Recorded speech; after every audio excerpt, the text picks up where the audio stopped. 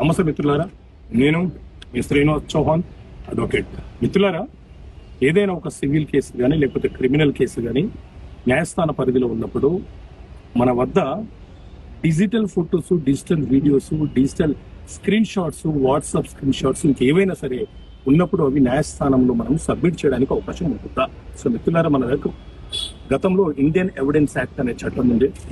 So ఆ చట్టంలోని section 65B ప్రకారంగా ఎవరైనా వ్యక్తులు మనతో మాట్లాడిన రికార్డ్స్ కానీ లేకపోతే వాట్సాప్ లో చేసినటువంటి చాటింగ్ కానీ ఇతర ఎలక్ట్రానిక్ మాధ్యమానికి సంబంధించిన ఏవైనా ఎవిడెన్స్ మన వద్ద ఉంటే వాటిని పెన్ డ్రైవ్ రూపంలో కానీ లేకపోతే CD రూపంలో కానీ మనము అఫిడవిట్ ద్వారా న్యాయస్థానానికి సబ్మిట్ చేసే వెసులుబాటు మనకు ఉంటుంది. సో న్యాయస్థానానికి ఆ ఎవిడెన్సెస్ ను మనము సబ్మిట్ చేసిన తర్వాత న్యాయస్థానం విచారణలో భాగంగా వాటిని పరిశీలన చేయడానికి అవకాశం ఉంటుంది. ఓకే మిత్రులారా, థ్యాంక్ యూ.